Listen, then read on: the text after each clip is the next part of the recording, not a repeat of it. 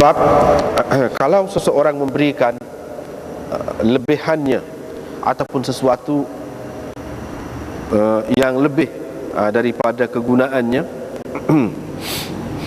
kepada orang lain, finnaum, dalam tidur, yakni dalam mimpi. Dengan sanad yang Imam Bukhari meriwayatkan daripada Abdullah bin Umar, beliau berkata, saya telah mendengar Rasulullah sallallahu alaihi wasallam bersabda, ketika aku sedang tidur, dibawakan kepadaku satu mangkuk susu. Saya pun minum sebahagian daripadanya, sehingga saya benar-benar nampak percikan mengalir. Thumma a'taitu Umar, kemudian aku berikan kepada Umar. Qalu, para sahabat bertanya, apakah takwilanmu, yakni terhadap mimpi itu wahai Rasulullah? Baginda menjawab, al-ilm. Babul amni, ini bab keamanan dan hilang rasa takut fil manam, dalam mimpi. Dengan sanadnya Imam Bukhari meriwayatkan daripada Nafi' bahwa Ibnu Umar berkata, ada beberapa orang sahabat Rasulullah sallallahu alaihi wasallam, mereka bermimpi di zaman Rasulullah sallallahu alaihi wasallam. Maka mereka ceritakannya kepada Rasulullah. Dengan itu baginda mentakbirkan mimpi mereka, Masya Allah, apa yang dikehendaki Allah. Pada ketika itu saya masih lagi budak-budak muda belia. Rumahku ialah masjid sebelum aku berkahwin. Aku berkata di dalam diriku, kalau ada kebaikan padamu, tentu engkau bermimpi seperti mereka juga. Pada suatu malam saya pun berbaring. Saya pun kata, yakni di dalam hati, ya Allah, kalau engkau memang mengetahui, kalau engkau mengetahui ada apa-apa kebaikan padaku, maka tunjukkanlah mimpi kepadaku. Dalam keadaan begitu, tiba-tiba, lepas tu dia tertidur, lepas tu tiba-tiba aku didatangi oleh dua orang malaikat.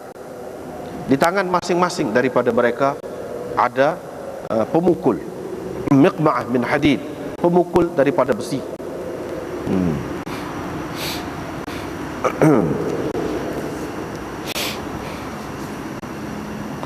Yuqbilani bi, mereka membawa aku ke hadapan, dan aku berada di antara mereka berdua sambil aku berdoa kepada Allah. Aku berkata, ya Allah, aku berlindung denganmu daripada jahannam. Kemudian aku berasa aku telah ditemui oleh satu malaikat, seorang malaikat yang lain lagi.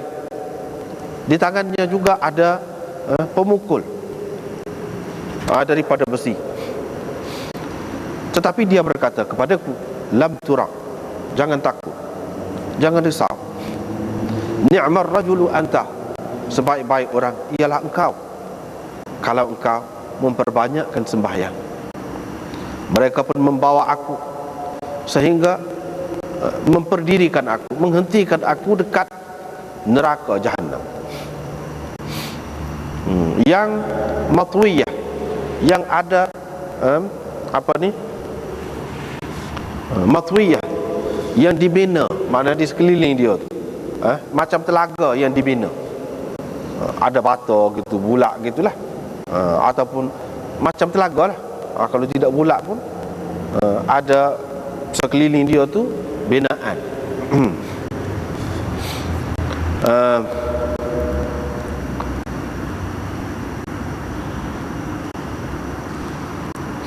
Telaga itu ada purun itu yakni besi ataupun binaan di tepi telaga.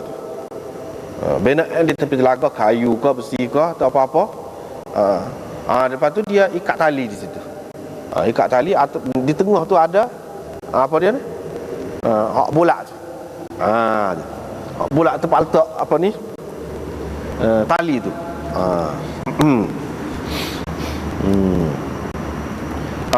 pe tu apa gitu, pe tu apa. Jadi apa dia ni? Qurun itu asal mana dia tanduk. Jadi kedudukan ada di tepi telaga tu macam tanduk lah, binaan di tepi telaga tu. Kaqarnil bi'r, seperti kalau kita nak kata telinga ataupun tanduk telaga kita kata panggil ke dia, tahu tepi tu, kayu ataupun besi ataupun binaan di tepi. Zaman dulu masa ada telaga tu banyak juga kita jumpa lagu tu. Di antara dua tanduk itu, dua binaan ataupun kayu tadi, ada malaikat pula. Di tangannya juga ada pemukul besi daripada besi.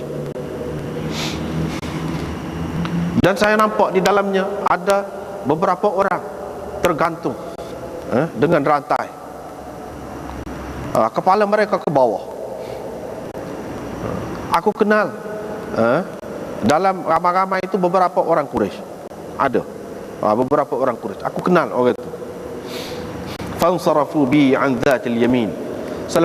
Setelah itu mereka pun membawa aku pergi ke sebelah kanan. Mereka ceritanya lepas pada itu dia sedarlah. Aku pun ceritakan mimpi itu kepada Hafsah. Hafsah pula menceritakannya kepada Rasulullah sallallahu alaihi wasallam. Maka Rasulullah sallallahu alaihi wasallam bersabda, sesungguhnya Abdullah rajulun salih, orang baik. Nafi' berkata, anak murid kepada Ibnu Umar ni, falam yazal ba'da dhalika, selepas itu Ibnu Umar selalulah dia banyak mengerjakan sembahyang. Lepas pada tu dia banyaklah bersembahyang. Babul akhdhi 'alal yamin fin naum.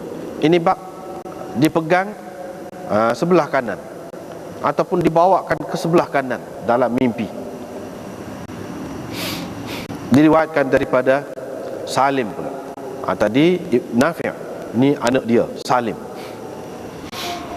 Daripada Ibnu Umar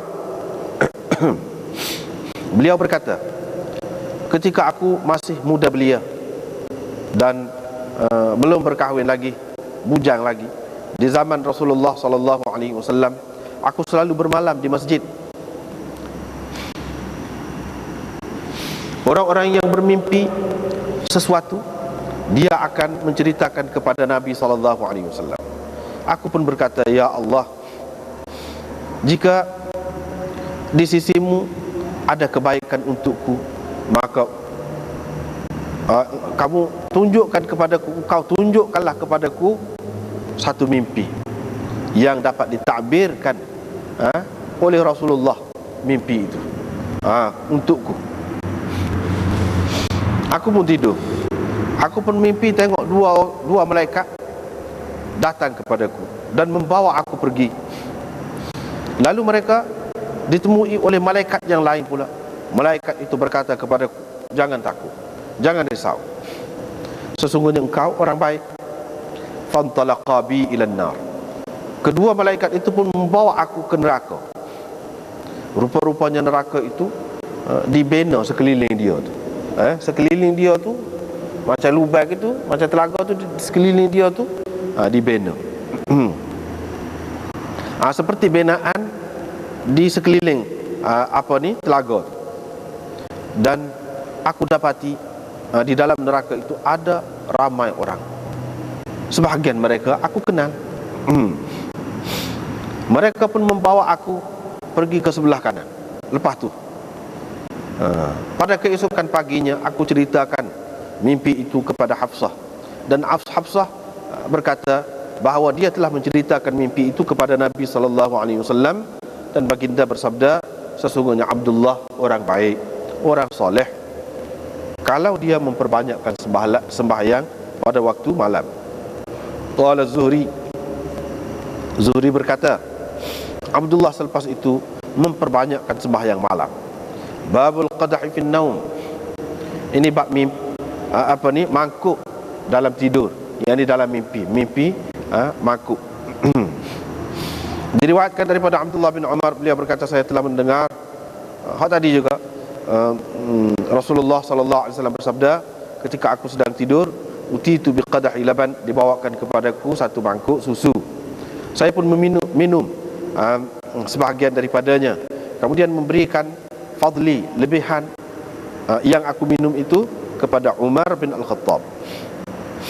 Qalu, mereka berkata, fama awwaltahu ya Rasulullah, apa engkau takwil mimpi itu wahai Rasulullah? Qala, baginda menjawab, al-ilm, ilmu. Babun idza tara syai'u fil manam, kalau sesuatu terbang dalam mimpi. Terbang dalam mimpi.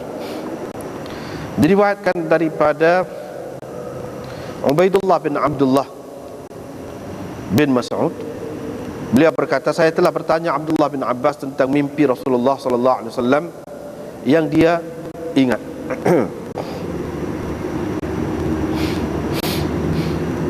Ataupun yang Nabi sallallahu alaihi wasallam telah ceritakan, sebutkan. Maka Ibnu Abbas berkata, diceritakan kepadaku bahawa Rasulullah sallallahu alaihi wasallam bersabda, ketika aku sedang tidur, ditunjukkan kepadaku bahawa dimasukkan kedua tanganku dua gelang emas. Kedua belah tangan aku alik ni sebelah, dimasuk gelang emas. Faqata'tuhuma,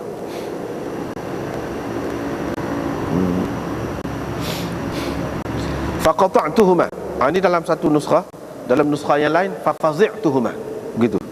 Kalau faqata'tuhuma, aku pun cuba memotongnya. Kalau fafazi'tuhuma, aku berasa terkejut. Dah berasa tak suka. Wa karihtuhuma, tak suka. Fa'udhina li, lalu diizinkan kepadaku, aku pun meniup kedua-duanya. Fatara, lalu terbang. Terbang itu maksudnya hilang. Fa'awwaltuhuma, aku takwilkan, aku takbirkan dua gelang itu dengan dua orang pendusta besar yang akan keluar. Ubaidullah berkata, salah seorang daripada dua orang itu ialah Al-Ansi yang telah dibunuh oleh Fairuz di Yaman, dan yang seorang lagi ialah Musailamah.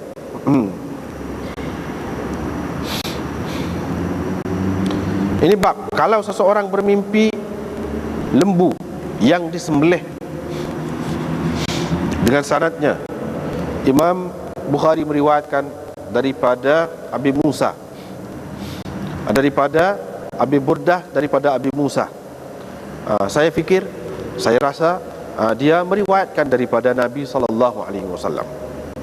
Katanya, saya telah bermimpi bahawa saya berhijrah daripada Mekah ke suatu bumi yang terdapat pokok tamar, pokok kurma di situ. Mula-mula aku terlintas bahawa negeri itu ialah Yamamah ataupun Hajar. Rupa-rupanya ia Madinah, Yathrib. Dan aku bermimpi di situ ada seekor lembu. Ada lembu. Wallahu khair, Allah lebih baik.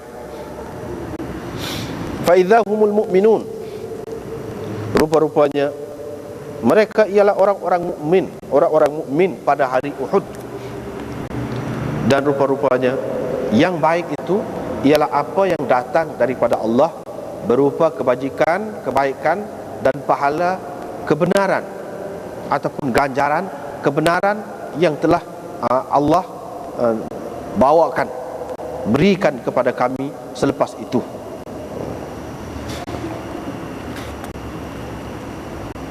Selepas hari Badar itu, ba'da yaumi badrin, selepas hari Badar itu, ataupun ba'du yaum badrin, selepas itu, yaitu pada hari Badar. Kalau kata ba'du yaum badrin, yaitu pada hari Badar. Kalau kita kata ba'da yaum badrin, selepas hari Badar.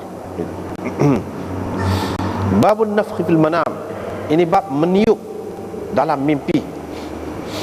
Dengan sanadnya Imam Bukhari meriwayatkan daripada Hammam bin Munabbih, beliau berkata, ini ialah yang telah Abu Hurairah riwayatkannya daripada Nabi sallallahu alaihi wasallam.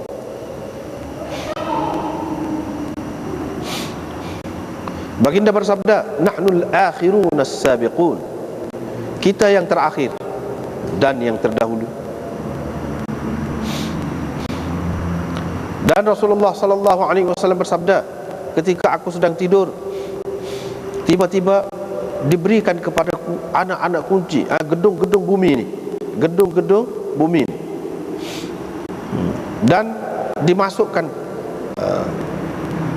pada kedua-dua belah tanganku dua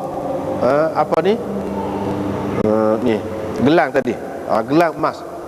Fakabura alayya. Keadaan itu menyebabkan aku susah, berat kepadaku. Keadaan itu berat kepadaku. Aku berasa tidak senang dengan keadaan itu. Dan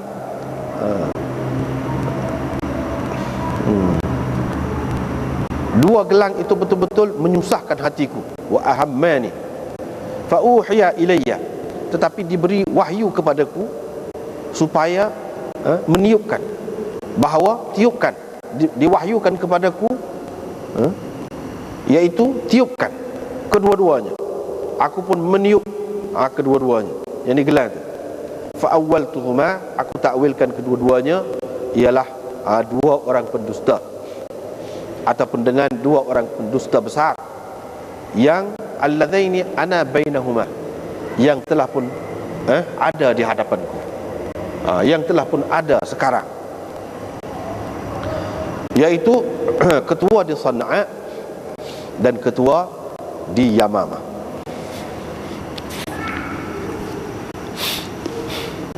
Ini mula-mula malam ni berkenaan dengan Nabi SAW minum susu tu. Dibawakan satu mangkuk susu. Berapa kali dah kita sudah jumpa sebelum pada ni. Maknanya apa? Iaitu ilmu lah. Susu tu maknanya ilmu, dan kita sudah jumpa dah banyak kali sebelum pada ni.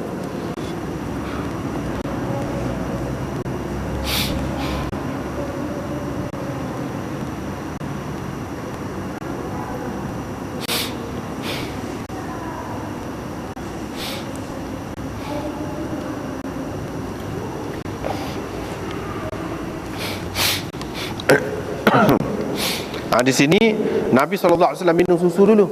Cuma ada tambahan sikit lah. Kalau kita kata kita mimpi, ataupun seorang lain, orang alim mimpi, dia mimpi seperti ni juga. Dia minum, lepas tu baki lagi tu dia beri kepada orang tu. Serupa juga. Mengikut ahli ta'bir mimpinya, begitu juga. Cumanya ilmu tu tentu sekali tidaklah setara hak Nabi. Tapi maknanya gitu.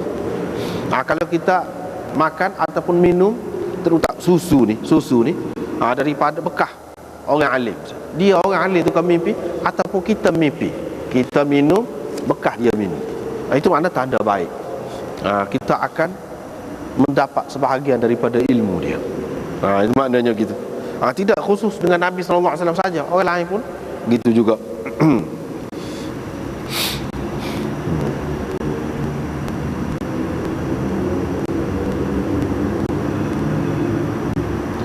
Lepas tu babul amni wa dhahabir ra'.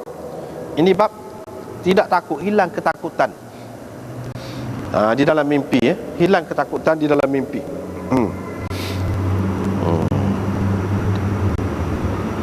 Jadi ni hadis ni Imam Bukhari ambil daripada Ibnu Umar. Ibnu Umar kata ketika dia masih muda, belia budak-budak lagi, rumah dia hanya masjid lah. Rumah dia hanya masjid lah. Tak berapa tidur rumah, tidur masjid. Sebelum dia nikah gitulah keadaan. Jadi dia tengok sahabat-sahabat ni, orang tu ke orang ni cerita kepada Nabi SAW, terutamanya selepas subuh tu. Sebab kita akan jumpa akan datang Nabi SAW kerap kali lepas subuh tu. Dia tanya siapa dia ada mimpi semalam. Kalau ada dia tak ambil, dia ya. Jadi Ibnu Umar ni pun timbul lah dalam hati dia, berasa kalaulah aku ni ada kebaikan, apa-apa kebaikan, alangkah baiknya kalau aku mimpi lah serupa dengan pokok ni, mimpi ni, biarnya mimpi lah, gitu. Jadi dia pun pada suatu malam tu baring, bila baring, dia pun kata doa, ya Allah, kalau engkau tahu ada kebaikan padaku, engkau tunjukkanlah mimpi kepadaku. Dalam riwayat satu lagi yang boleh Rasulullah ta'birkan mimpi itu untuk aku. Begitulah keadaannya. Tiba-tiba dia mimpi. Jadi apabila mimpi itu menakutkan. Jadi kadang-kadang dalam mimpi ini kita tak boleh kira. Kalau hak luar tidak semesti, tak mesti. Kalau kita kata dia lebih tepat hak dalam mimpi lah. Kalau hak luar kita kata orang alim, kita pun lepas dia minum kita pergi ambil dia minum. Tak mesti kita jadi alim. Tak molek kok. Itu soal molek tak molek itu soal lain. Tetapi tidak jadi alim dengan minum. Itu dalam alam kenyataan, dalam alam sedar. Tapi kalau mimpi, itu lebih jadi. Itu isyarat tanda kita akan jadi. Tapi kalau dalam kenyataan, dalam sedar ni kita buat gitu, tak mesti. Minum sama pun tak jadi alim juga. Hak lebih dia tu kita minum sama, tak jadi alim. Dalam mimpi tu yang penting. Dia ada kalanya dalam hidup kita hak dalam mimpi tu menjadi panduan kepada kita, bukan hak luar. Sebab itu mimpi tu penting. Jadi ada kalanya hak takut, kita takut, tapi sebenarnya yang takut itu bukan tak baik untuk kita. Ada kalanya kita mimpi kita rasa tenang aman, sebenarnya aman itu bukan baik untuk kita. Itu keadaan mimpi. Ada kalanya hak tak baik tu, hak menakutkan kita tu bukan tidak baik, baik untuk kita. Ada kalanya yang baik untuk kita, yang kita suka tu bukan baik sebenarnya. Apabila kita sedar nanti tidak baik. Itulah yang payah, yang perlu kepada takbir. Mimpi-mimpi yang lagu ni perlu kepada takbir, sebab dia tidak serupa dengan hak dalam mimpi. Ada kalanya betul-betul serupa dalam mimpi tu, tu tak payah takbir. Gitu. Macam di sini nampak pada zahirnya tidak menyukakan dia lah. Malaikat tu mari dengan ada pemukul besi tangan, bawa pergi. Mula-mula tu takutlah.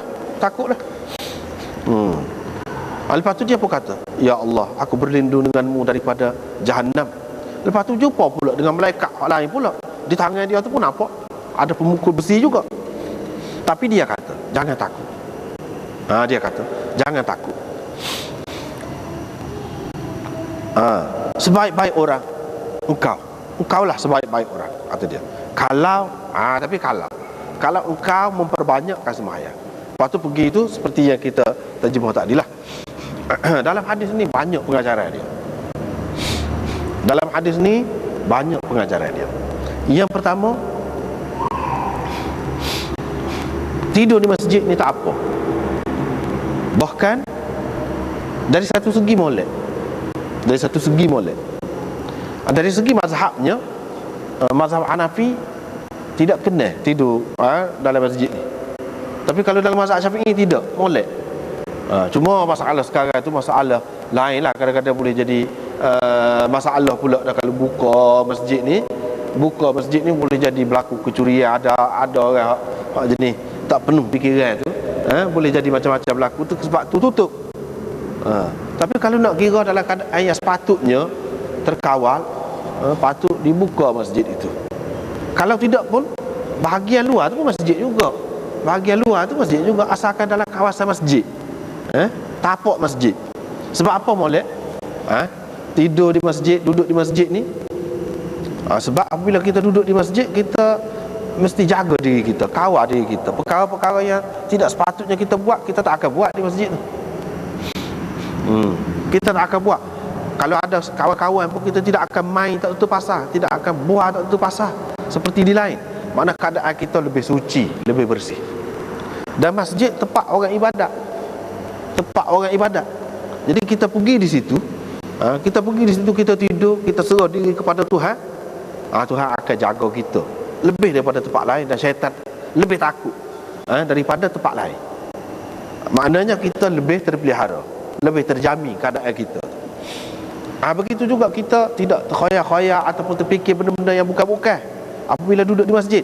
Apalagi kalau kita ni ingatkan kita duduk di atas masjid, kira-kiranya yang sesuai dengan masjid lah kita akan buat. Mengaji Quran ke, nak mengaji Quran kita kata ada air semayang. ataupun kita semaya kau sebelum pada tu kita semaya, lepas tu baru kita tidur. Maknanya dalam keadaan ada air semaya. Banyak perkara tu yang menyokong kita untuk mendapat sesuatu yang baik daripada Allah Subhanahu Wa Taala. Dan mimpi adalah sesuatu yang baik, panduan kepada kita daripada Allah Subhanahu Wa Taala. Di sini Ibnu Umar dia kata dia tidur di masjid. Bukan makna tidur di masjid ni tidak baik, mana keluarga tak cara, tak hera, tidak. Tetapi mungkin orang tua tidak suka tu, dia takut benda-benda lain lah yang tidak baik berlaku. Kalau sekiranya dalam keadaan aman, dalam keadaan kita percaya kepada budak-budak tu, memang tak apa, bagus. Ajar dia duduk di masjid, dekat dengan masjid, bagus. Begitulah, kata dia, rumah akunya masjid lah, sebelum berkahwin. Jadi apabila dia duduk di masjid tu, dia pagi-pagi tentu sekali lah, kalau duduk jauh, setengah-setengah sahabat tu jauh duduknya, tak boleh nak mari, tak boleh nak mari subuh tu, pasal gelap. Ada juga yang mari, yang jauh sangat tu payahlah, kalau hujan, kalau apa. Ni kalau duduk di masjid dah, banyak kelebihan dia. Tentu sekali subuh tu semaya dengan Nabi SAW, dan apa-apa yang Nabi nak cerita, dia boleh dulu lagi pada orang lain. Itu kelebihan. Jadi bila tengok gitu, dia pun kata, kalau ada kebaikan minta biar Tuhan tunjuk. Ini pun molek juga kita kata lagu tu. Mana dengan ikhlas hati, kalau kita nak apa-apa, kita minta Tuhan tunjuk. Tuhan tunjuk ni tidak nanti istikharah. Dengan doa lagu ni pun boleh, ataupun istikharah pun boleh juga. Minta biar Tuhan tunjuk ke mana-mana. Biasanya Tuhan tunjuk dalam mimpi lah. Sebab mimpi itu panduan yang baik bagi kita. Satu juzuk daripada 46 juzuk kenabian.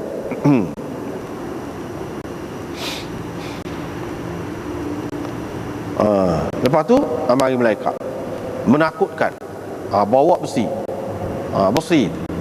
bawa aku pergi, aku pun berlindung. Jadi mimpi yang baik, salah satu tanda mimpi yang baik, iaitu dalam mimpi itu kita ingat Tuhan. Kita ingat Tuhan, kita berdoa kau dalam mimpi itu, atau kita baca ayat Quran kau. Itu salah satu tanda mimpi itu betul, mimpi yang baik, bukan mimpi daripada syaitan. Macam di sini dia ingat ni, dia minta berlindung dengan Allah. Jadi kira-kiranya orang ni nak pergi ke tempat yang menakutkan lah, tempat yang tidak baik lah. Jadi macam mana Ibnu Umar tahu ini malaikat? Dia kata tiba-tiba mari malaikat. Boleh jadi dalam mimpi itu dia berasa, dia tahu, dengan sendirinya dia tahu itu malaikat.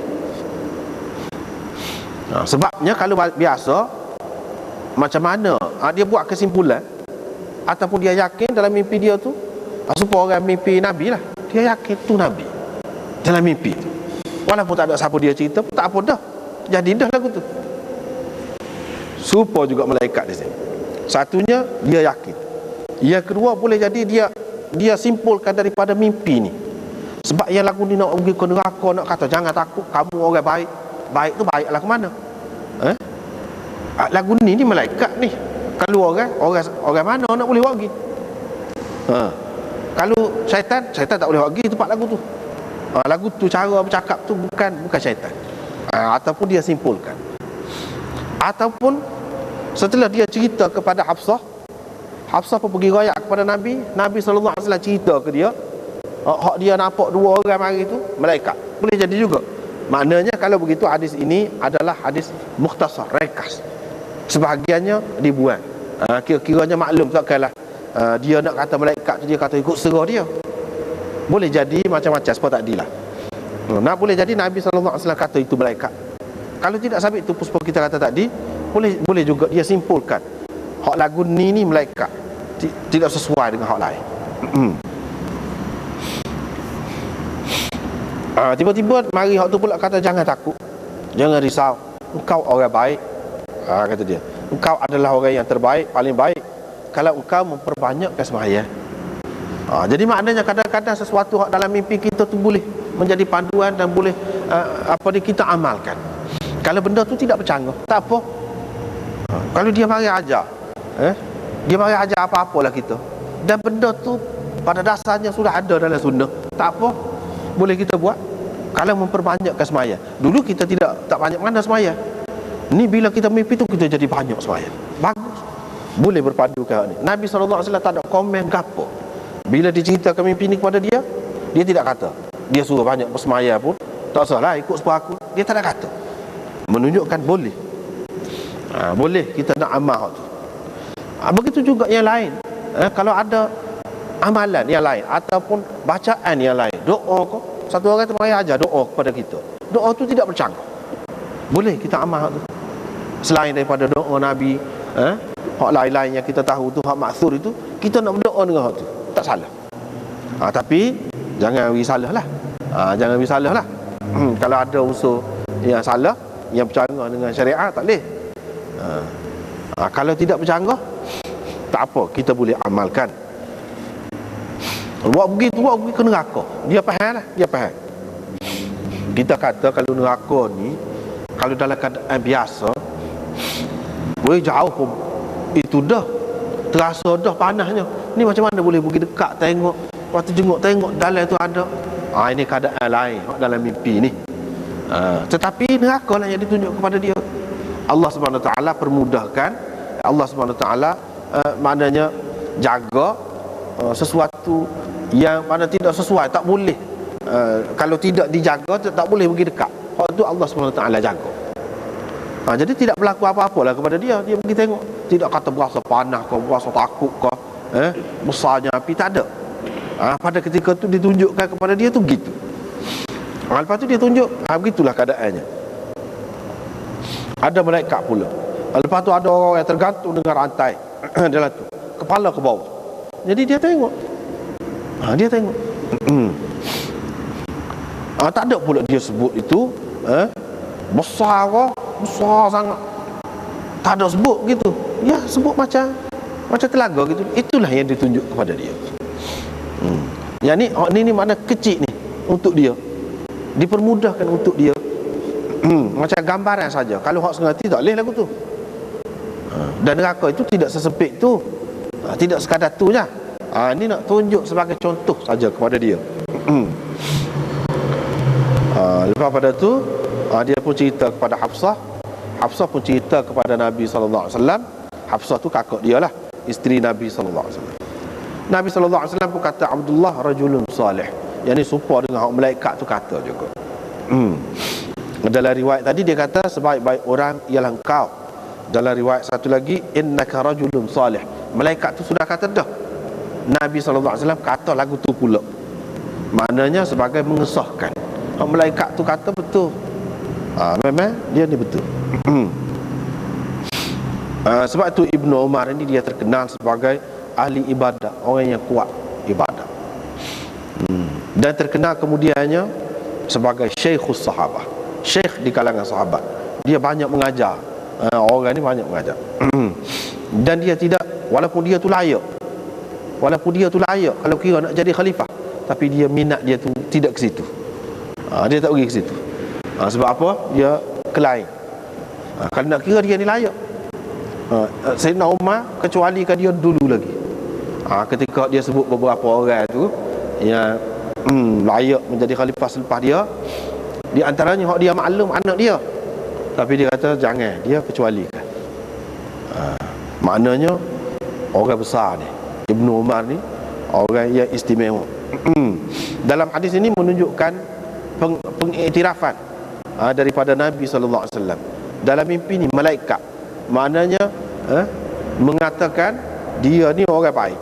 Dan kalau Nabi SAW kata dia ni orang baik, malaikat kata orang baik, lepas tu dalam kenyataannya lepas pada mimpi tu, anak-anak murid dia Nafi' kata, anak dia Salim kata dia kuatlah bersemayam. Lepas pada tu, itu tanda baik lah tu. Memang bukti kebaikan dia.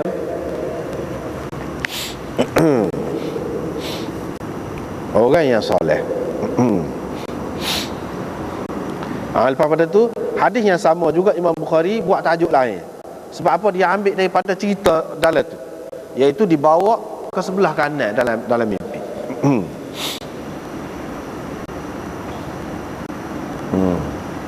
Dibawa ke sebelah kanan. Jadi Ibnu Umar kata hak tu penting tu.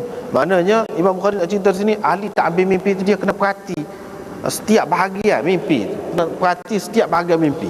Jangan tengok sekarang saja, tengok banyak perkara. Bahkan pada nama tu pun kena tengok. Misalnya orang hak mari tu nama dia gapo? Faiz misalnya nama dia Fauzan kau misalnya hak mari tu. Jadi ada makna. Ada makna belaka. Mana ahli takbir mimpi dia kena perhati belaka. Sa'at kau nama. Sa'at. Ke mana? Misalnya dalam takbir mimpi dia kena perhati belaka. Kalau dibawa ke mana? Ke kanan.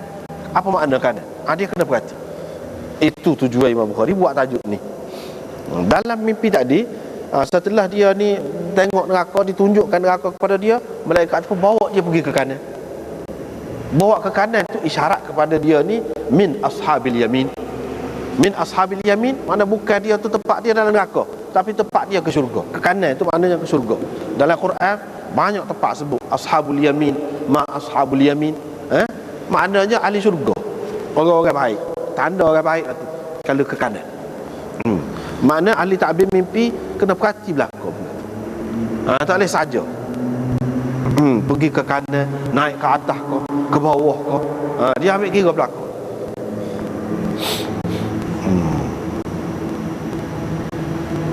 Hak tu naknya.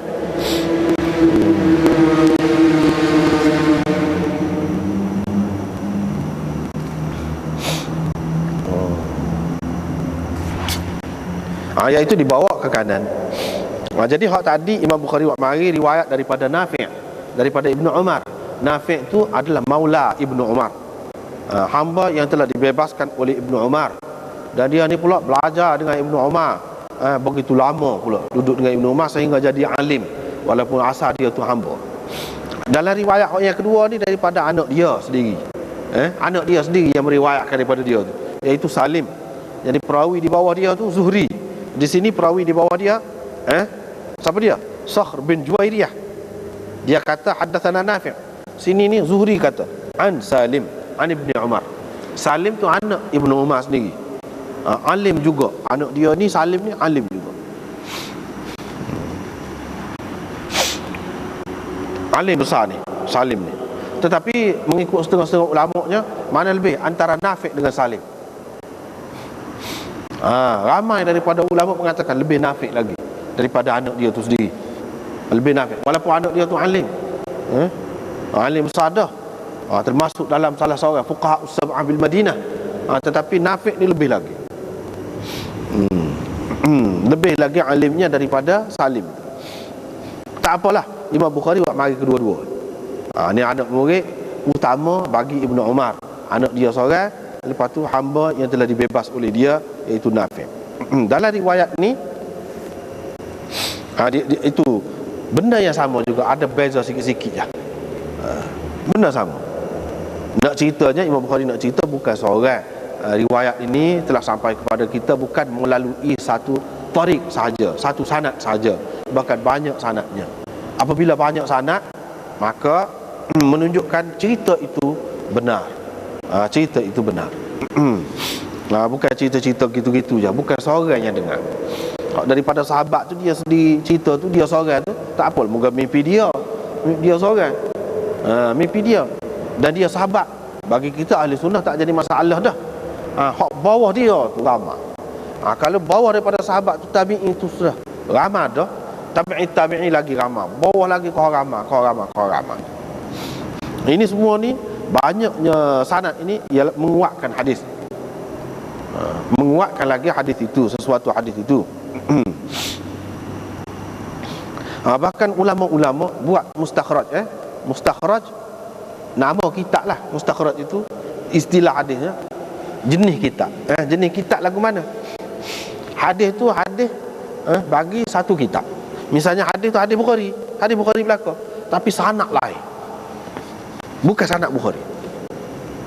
Hadis tu hadis Bukhari, tapi sanad lain, banyaklah sanad. Itu kitab lagu tu orang panggil mustakhraj. Kalau mustadrak, dia mustakhraj dengan mustadrak. Mustadrak ni jenis kitab juga, bukan semua, banyaklah.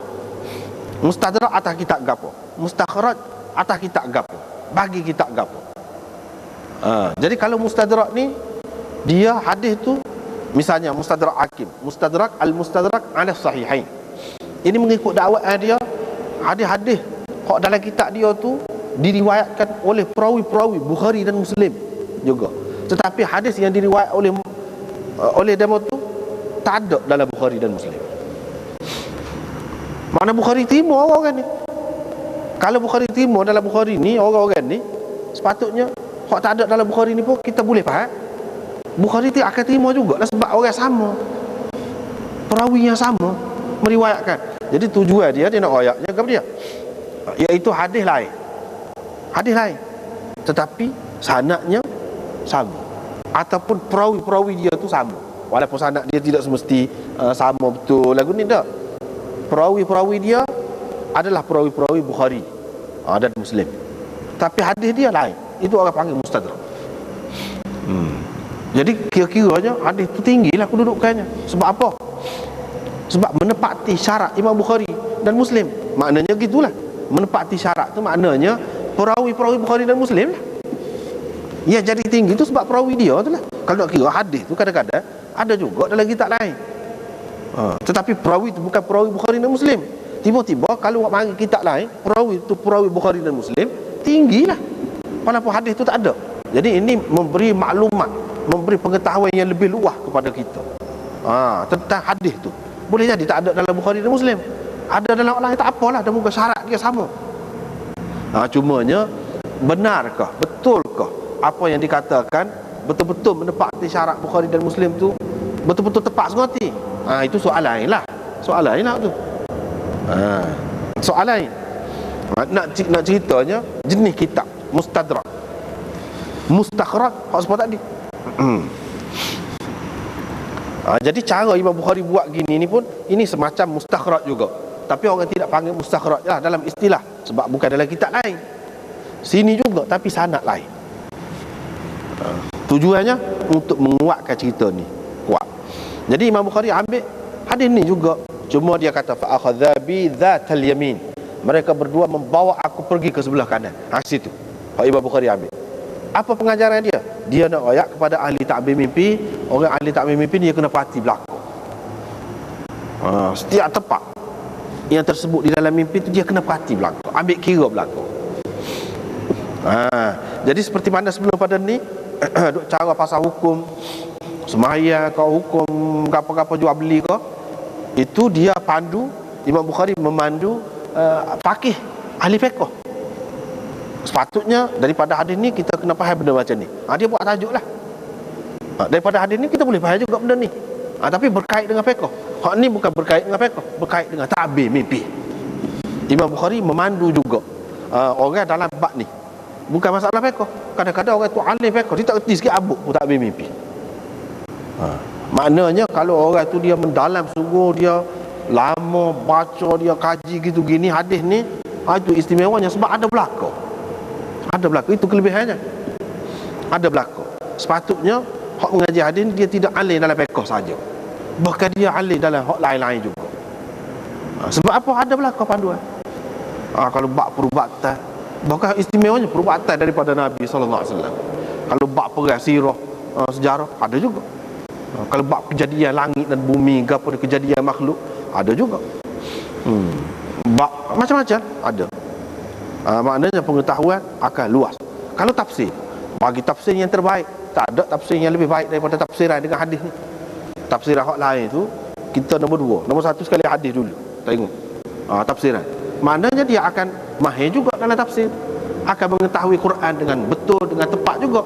Kalau mengaji hadis, artinya mengaji hadis ni pentinglah. Boleh memandu kita dalam semua perkara. Cuma kita kena berdalam lah. Kalau bukan mengaji sekali lalu tu tak pandai lagi. Dia kena tengok.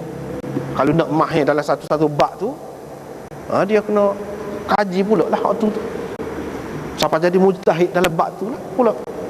Kalau dalam bab perubatan ni, bahan-bahan dia tu, kalau Maulana Anwar Shah Kashmiri lagu mana, setiap bahan hak Nabi sebut, dia pastikan, pergi cari tepat hak mana hak sebenarnya, benda berlaku mana, nak tengok. Itu cara dia bersungguh. Begitulah orang mengajar dalam bab masing-masing ni. Hak bersungguh, kalau nak kaji pun kaji, biar dalam sungguh. Kalau hak bab lain pun lagu tu juga. Anwar Shah Kashmiri sampai lagu tu lah. Kalau misalnya jitai hitai misalnya kita lagu mana, dia cuba Dia buat percubaan, macam-macam lah dia buat. Kalau benda ni al-qustul bahri, sama ke dengan al-qustul hindi? Lagu mana? Nak pastikan tu.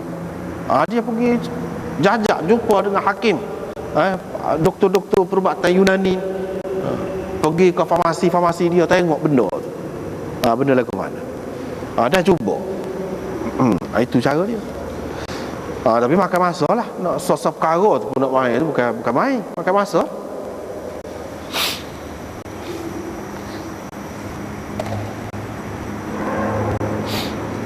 Lepas pada tu ini bab ini bab al-qadah fi an-naum. Tadi juga iaitu mimpi makuk dalam tidur. Cuma tadi dia kata kalau seseorang tu memberi lebih hadiah kepada orang lain dalam mimpi, kepada orang lain lebih hadiah. Di sini mimpi makuk pula. Maknanya susu tadi, susu tu duduk dalam laga dia, dalam makuk. Dia bui lebih tadi tu duduk dalam laga dia. Hadis tadi juga makuk juga. Cuma Imam Bukhari nak cerita di sini bagi ahli takbir mimpi, dia kena perhati belaka. Tadi satu perkara yang boleh disimpulkan, Nabi SAW minum. Lepas minum lebih dia tu dia bui kat orang. Bui lebih tu apa makna? Yang kedua, benda yang diminum tu gapo? Dulu ada benda ni juga, hadis dia juga, susu. Lepas tu susu tu duduk dalam gapo? Dalam mangkuk. Dalam mangkuk. Mana dia kena perhati belakang. Mangkuk tu mangkuk gapo? Mangkuk kayu ke? Mangkuk kaca ke? Kau mangkuk gapo? Dia ada makna belakang. Itu tujuan Imam Bukhari buat di sini. Babul qadah fi an-naum.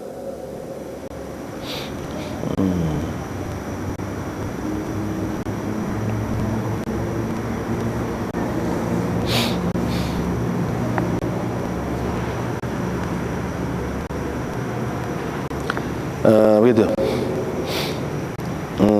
Jadi hal lain tu supaya babun idza tara syai' fil manam. Ini bab kalau sesuatu terbang ataupun hilang dalam mimpi. Apa maknanya? Sesuatu itu terbang. Terbang itu boleh jadi terbang gitu. Terbang itu makna hilang, lesak. Ni maksudnya bukan terbang seperti burung tu dah. Terbang ni maksudnya hilang, lesak. Jadi hilang, tak ada nampak dah. Itu maksud dia di sini.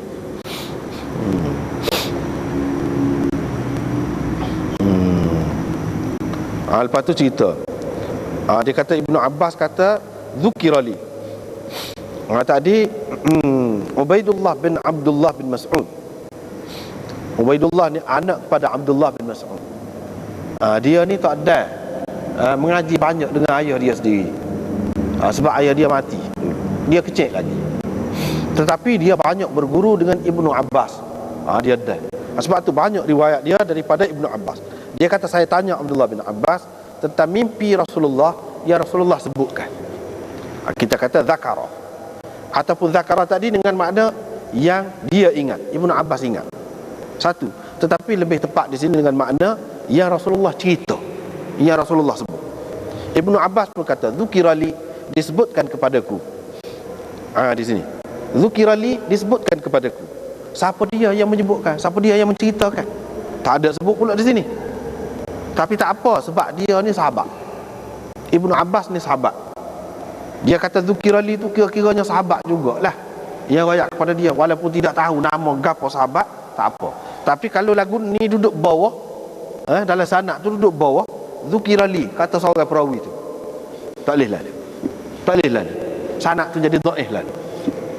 Kalau tidak diketahui melalui tarik yang lain, sanad yang lain, siapa dia dengan jelas yang menyebutkan kepada dia.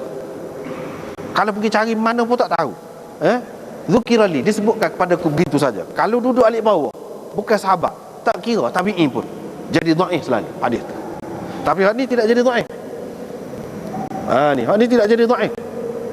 Dalam Bukhari ni tidakkah dia kata syarat dia muttasil. Hadis dia tu bersambung, perawi-perawi dia tidak putus. Bermakna bila Imam Bukhari buat mari gini ni, jelaslah tidak putus. Apalagi dalam riwayat yang lain jelas ada sebut siapa yang menyebutkan.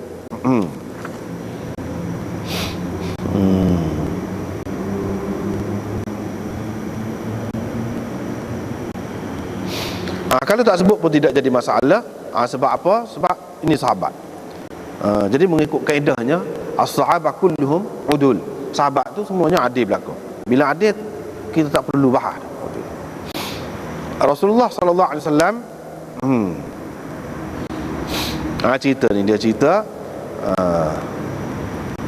dimasukkan gelai dalam kedua belah tangan dia, gelai emas. Nabi sallallahu alaihi wasallam pun cuba nak potong, nak buang, ataupun Nabi sallallahu alaihi wasallam berasa tidak suka lah, berasa terkejut lah. Sebab apa? Gelai emas. Ini menunjukkan bahawa emas tidak boleh dipakai oleh lelaki. Emas tu tak boleh dipakai oleh lelaki. Kalau tidak, apa terkejut?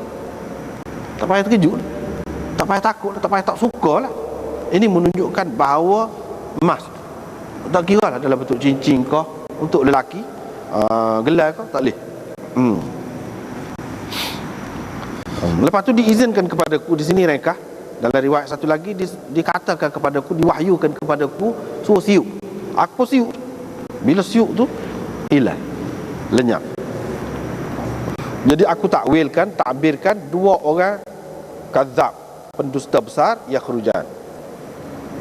Gitu.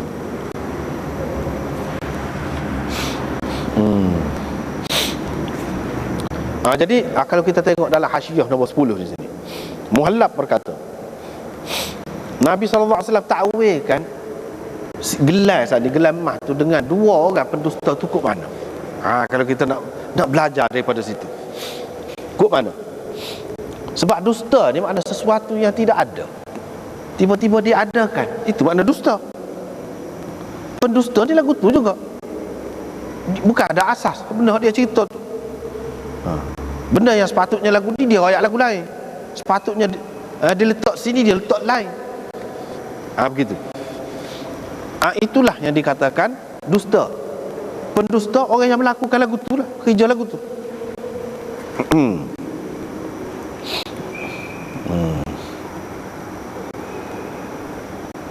Ni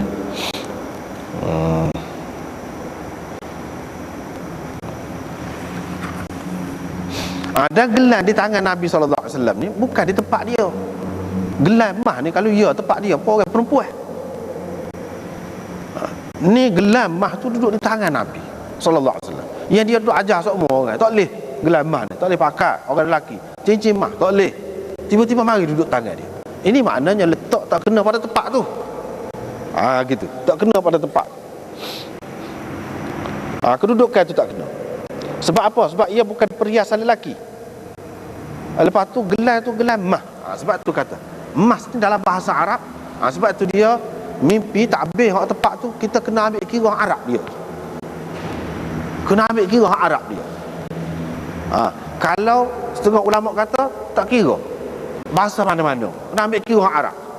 Setengah ulama kata tidak, kena ambil kira bahasa ahli bahasa tu. Dia bahasa ke dia, dalam bahasa dia tu apa makna? Apa makna? Begitu.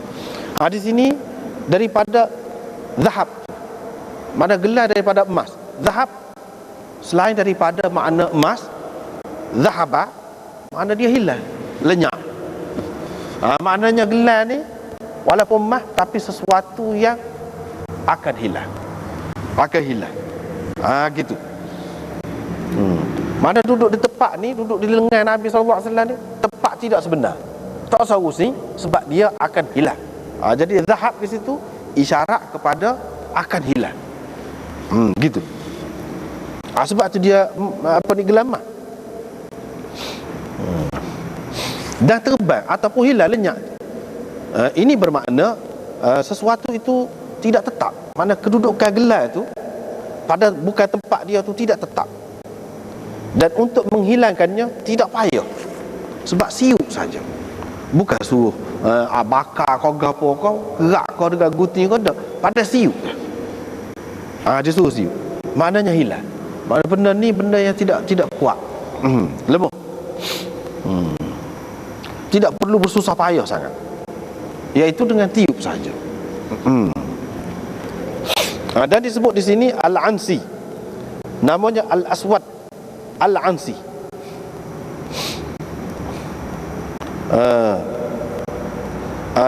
Dalam kisahnya disebut dalam Hasyiah ni, orang panggil juga dia ni Dzul Himar. Sebab apa Dzul Himar? Sebab dia ada keldai. Dia ajar entah lagu mana keldai tu.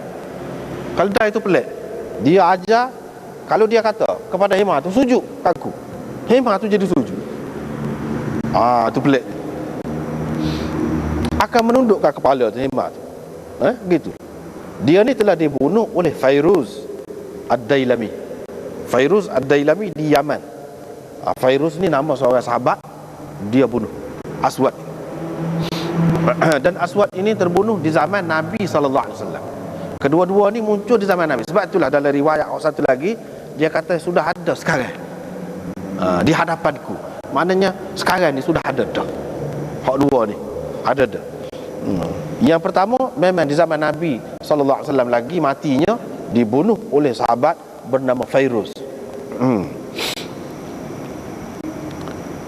Ada juga setengah ulama mengatakan bukan himar, tetapi Dzul Khimar. Dzul Khimar. Kalau Dzul Khimar tu kok mana? Setengah ulama mentakwilkan, dia kata dia ni dia macam ada jin dia lah. Ada dia merah ke ataupun sahabat dia lah, ada sahabat dia. Hak mari kepada dia tu dengan bertudung muka. Tudung lagu mana tak tahulah. Khimar tu maknanya tudung. Dengan bertudung muka mari tu, royak apa-apa kepada dia. Kita kata syaitan dia lah. Begitu. Hak seorang lagi tu Musailimah. Dia ni adalah Hasyiah, dia kata kana sahibat Niranjat. Niranjat tu kan dia ahli sihir dia ni. Ahli sihir. Dia lah orang yang mula-mula masuk telah dalam botol. Cara dia nak menarik perhatian orang tu, kata telah kan besar botol kecil dulu, botol tu, mulut botol tu, dia kata bisa dia boleh masuk. Boleh masuk. Orang ni benda-benda lagu tu je. Boleh terpedaya, terpengaruh. Dia ni dibunuh oleh Wahsy, seorang sahabat Nabi sallallahu alaihi wasallam yang telah membunuh Hamzah. Dan Wahsy kata sebelum pada dia bunuh tu, dia berasa dia nak buat sesuatu. Balah hak dia buat tak molek tu dulu. Semasa dia tidak Islam, dia bunuh orang yang paling dikasihi oleh Nabi sallallahu alaihi wasallam. Dia berasa bertuah kalau dia boleh bunuh orang yang paling dibenci oleh Nabi sallallahu alaihi wasallam. Tetapi hak ni selepas Nabi sallallahu alaihi wasallam wafat, di zaman Sayyidina Abu Bakar. Baru dibunuh.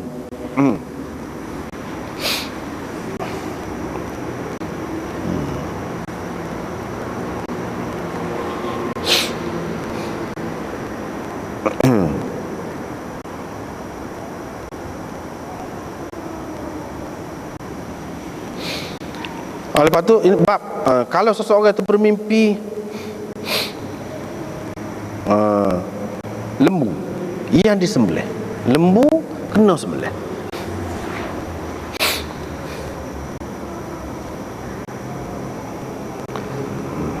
Jadi lembu ni seekor ke? Tidak jelas di sini. Tidak jelas di sini seekor. Bahkan kalau kita mengambil kira dari segi dia ni bakar tu isim jenis, maka boleh jadi banyak. Boleh jadi banyak. Apalagi kalau kita tengok kepada sifat dia tu, jumlah fi'liyah selepas tu tunhar, yang disembelih tu dia guna dalam bentuk muannas yang menunjukkan banyak. Kalau menunjukkan satu, dia kata baqaratan. Ini tidak baqaratan, baqaran. Tunhar menunjukkan lembu ni banyak, mana bukan seekor. Kalau seorang tu mimpi dia nampak lembu beberapa ekor disembelih, itu yang lebih sesuai. Sebab apa? Yang dalam mimpi ni, yang tepat dengan mimpi ni, sahabat-sahabat yang mati di perang Uhud tu bukan seorang, ramai juga mati. Riwayat daripada Abi Musa, dia kata Nabi SAW bersabda, aku bermimpi, dia kata aku berhijrah daripada Mekah ni ke suatu bumi tanah yang ada kebun tamar. Tak apa tu. Jadi maknanya Nabi SAW sebelum pergi hijrah ni, dia pindah. Dia tidak duduk Mekah, dia pindah pergi ke lain. Tetapi mula-mula tu dia terlintas dalam fikiran dia, Sebab bukan semua Nabi SAW diberitahu selalu. Ada kalanya diberitahu secara umum gitu je. Mula-mula lepas tu baru dia tahu dengan pasti. Mula-mula dia terfikir, telitah, kayak Yamamah ataupun Hajar. Dia fikir kot tu.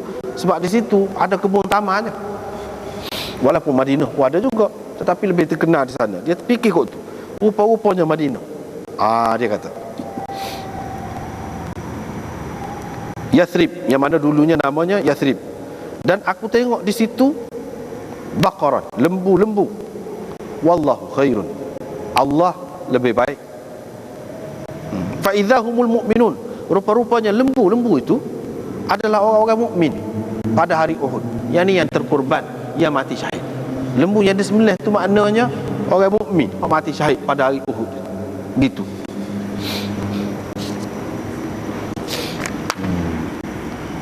Dan kebaikan yang Allah, wallahu khair.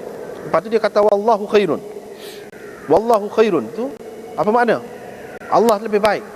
Yakni kebaikan yang Allah berikan berupa pahala.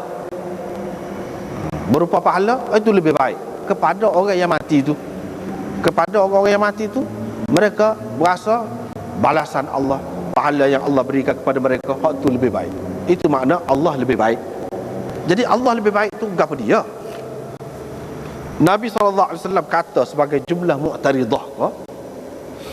Ataupun hak ni hak dalam mimpi tu tiba-tiba bunyi wallahu khairun. Gitu. Ada dua pendapat. Ada setengahnya mengatakan wallahu khairun. Hak ni Nabi kata ni, jumlah mu'taridah. Mana aku tengok di Madinah tu lembu-lembu.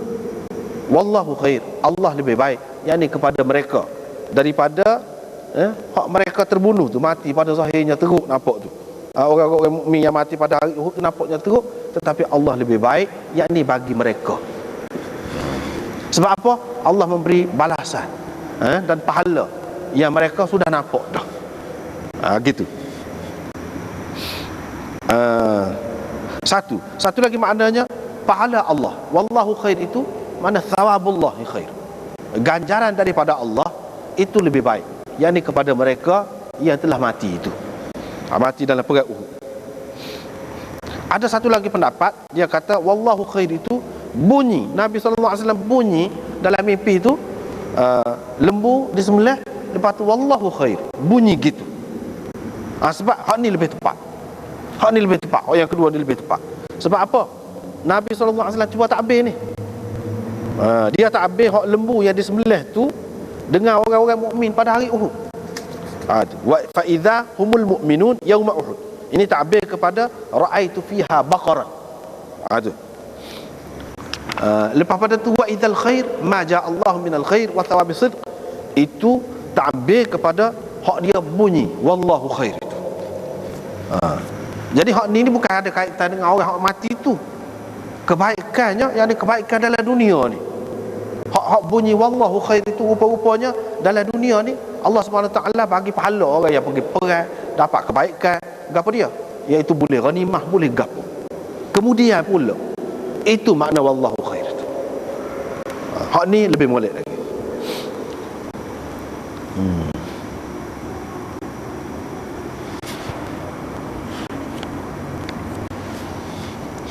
Jadi ada beberapa perkara lah di sini. Satu, Imam Bukhari dalam tajuk ni dia buat baqaran tunhar, lembu-lembu yang disembelih. Sedangkan dalam hadis ni tak ada. Wa ra'aitu fiha baqaran saja.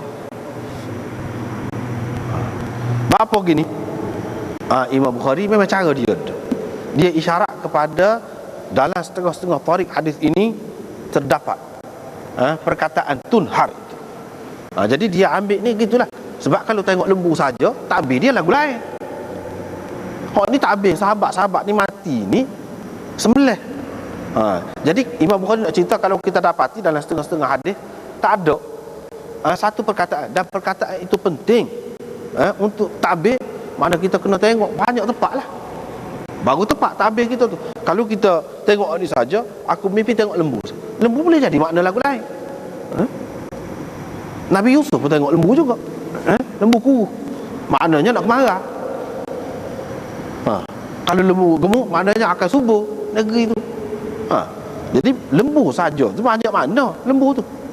Sebab itulah ulama-ulama menyebutkan banyak makna lembu. Di antaranya bini. Lembu tu boleh jadi dengan makna bini. Lembu juga dengan makna perempuan, dengan makna khadam, dengan makna tanah. Seorang tu diberikan lembu, boleh jadi dia akan dapat tanah. Boleh jadi dia akan dapat isteri, boleh jadi dia akan dapat khadam. Jadi macam-macam makna lembu tu. Jadi lembu ni ditakbirkan dengan sahabat-sahabat yang terbunuh, yang mati syahid tu. Kok mana? Yang berdarah tu, dia kena tengok dalam riwayat lain. Itu tujuan Imam Bukhari nak ayat. Kadang-kadang kita nak takbir ni tak boleh tengok setepak, kena tengok banyak tempat. Kita jumpa dalam satu tarik tak ada, tak boleh buat keputusan lagi, kena tengok lain dulu. Jadi di sininya dalam setengah-setengah riwayat itu ada ziyadah ini. Gitu.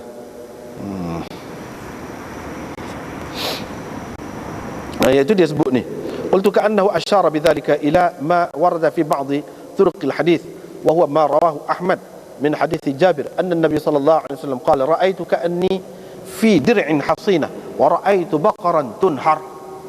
Tu ada sebut. Dia isyarat tu. Jadi apa Imam Bukhari tak mari hak tu? Hak tu tidak menepati syarat dia. Dia sudah berjanji dah dia nak mari ni hak sanad yang tinggi. Dengan tambahan itu dalam sanad dia ni tak ada. Tapi bukan bermakna hak ada dalam sanad lain, dalam riwayat lain itu tidak sahih. Asalkan sahih boleh dah pakai. Asalkan sahih boleh dah pakai. Bahkan kita kena guna hak lain di situ baru tepat. Sebab kalau lembu saja boleh jadi makna lagu lain. Kita kena capur situ. Itu cara Imam Bukhari nak ajar kita ni dalam takbir mimpi. Jangan tengok sahih. Jadi apa dia tu nak mari hak tu dah ada. Hak tu tidak menepati syarat dia. Imam Ahmad tak apalah, bukan syarat dia rendah lagi daripada Imam Bukhari. Dia bubuhlah dalam kitab dia. Tetapi tidak bermakna hak tak ada dalam Bukhari ni tidak sahih. Bila sahih, mana-mana pun kita boleh guna. Itu tujuan dia nak ayat. Itu yang pertama. Yang kedua, di sini ba'du ataupun ba'da yaumi badrin. Ba'da yaumi badrin.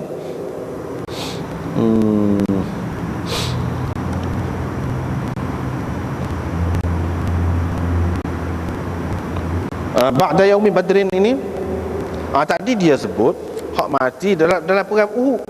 Tidakkah perang Uhud ni selepas daripada perang Badar? Jadi kalau kita pakai ba'da yaumi badrin, badrin di sini maknanya selepas Badar yang pertama, makna dalam Badar yang kedua. Begitu.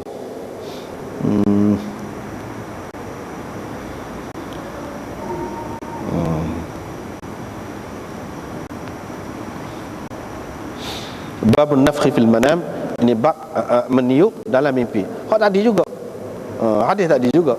Cuma di sini dia ambil tajuk hak tiup tu.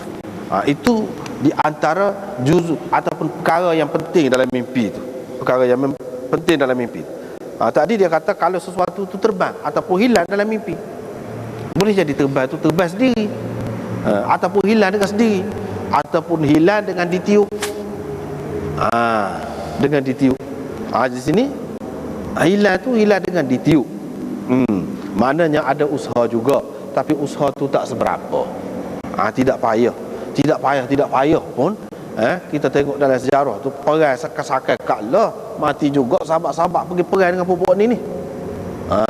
Tetapi nak nisbah lah, tidak payah. Nak menghadapi puak ni tidak payah. Kepada Nabi sallallahu alaihi wasallamnya pada dengan tiup gitu.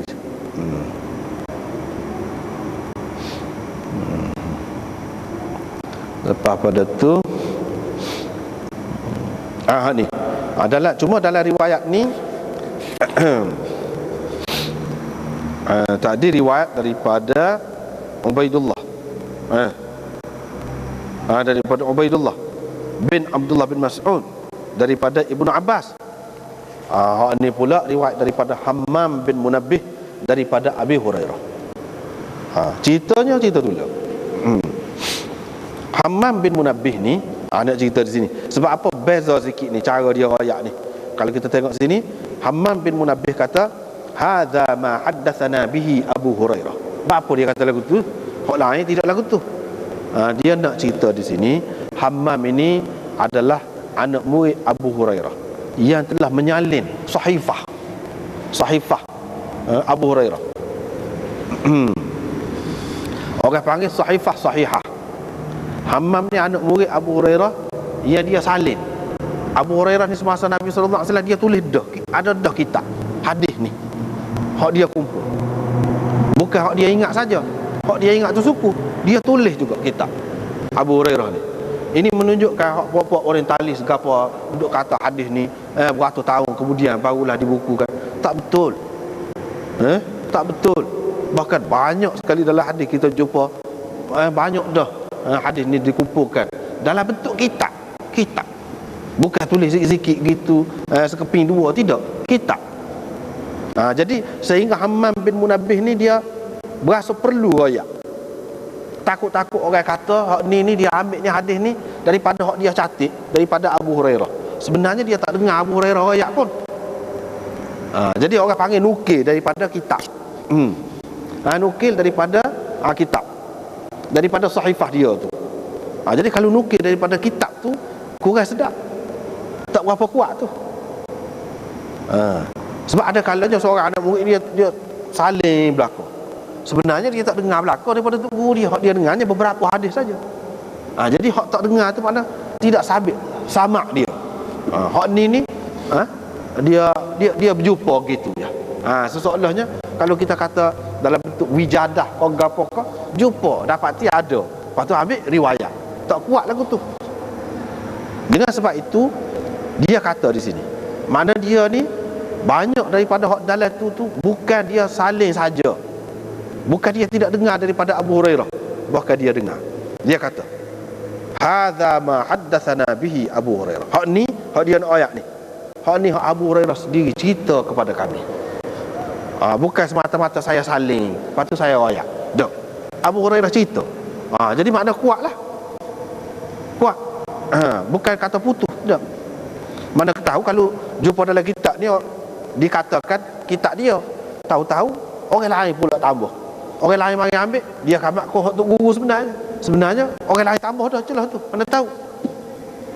Sebab itu tidak boleh yakin kalau kitab tu, kalau berdasarkan apa yang ditulis. Sebab ada kemungkinan di tengah tu.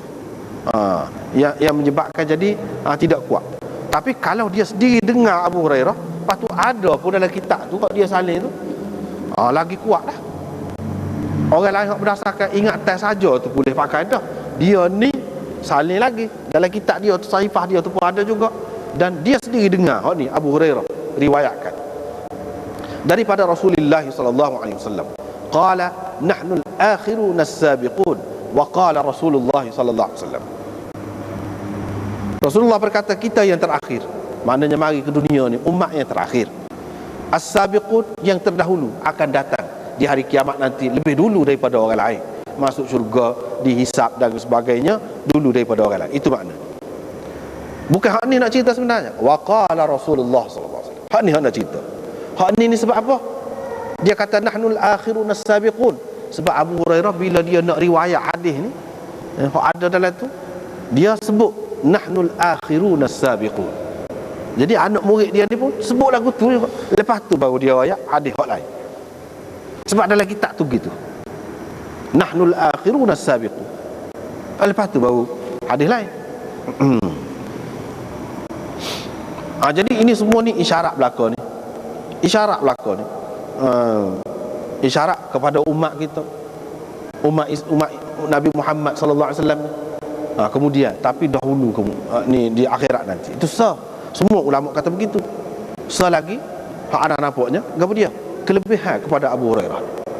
Hak ni dia ni, riwayat dia aja ada lagu ni. Hak kepada Hammam bin Munabbih, hak dalam sahifah dia tu. Dia tulis nahnul akhirun as-sabiqun. Dia nak ceritanya ke dia, isyarat kepada apa? Nabi SAW bagi kepada Abu Hurairah lagu tu. Hak ni benda-benda yang kadang-kadang orang tidak nampak. Abu Hurairah kan lewat Islam, al-akhirun lewat Islam pada tahun yang ke-7 Hijrah baru Islam. Tetapi as-sabiqun, tengok riwayat dia lebih pada orang lain. Boleh juga ni. Sebab apa? Nabi SAW bagi kepada dia khusus ni. Nak ceritanya kadang-kadang orang lewat pun tidak semesti dia akan terlewat semua. Boleh jadi dia mendahului orang lain kalau kena raya. Kalau kena raya. Macam Abu Hurairah ni, dia dapat doa Nabi SAW. Itu kena raya lah tu. Sebab itu dia mendahului orang lain dalam bab ni. Dalam bab ni. Dan dia begitu minat bersungguh belajar. Tengok dia cantik, orang lain tak ada cantik. Selain daripada Abdullah bin Amr bin Al-As, dalam Sahifah Sadiqah dia tu, dengan Sahifah Sadiqah dia, Abu Hurairah salah seorang sahabat yang cantik, jadi buku.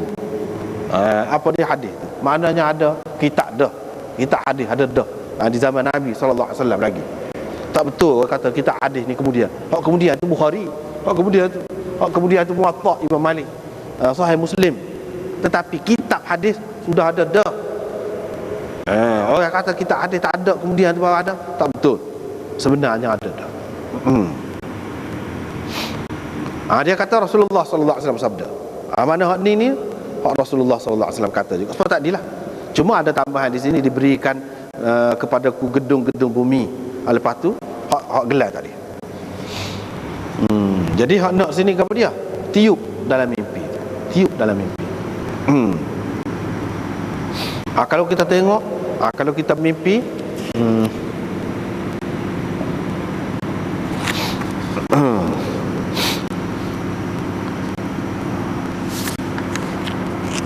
kalau kita mimpi apa ni, sesuatu yang tidak menyenangkan kita lah, benda yang haram ke, benda yang tak boleh lah, ada pada tubuh kita.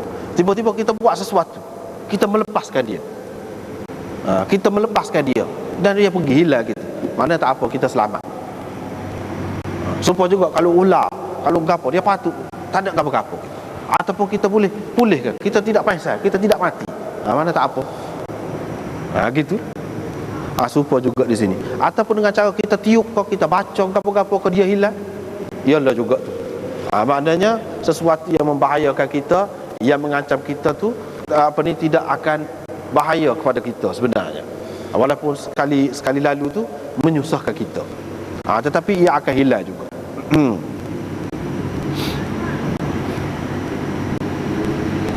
Jadi berhubung dengan hak tadi, lagi ada tinggal tadi.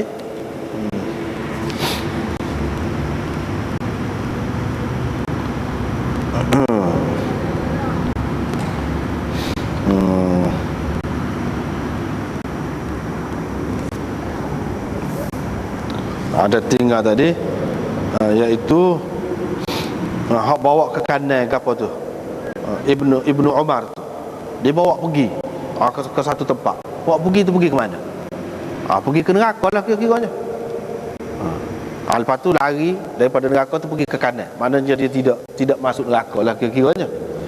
Begitu juga ahli ta'bir ambil daripada situ.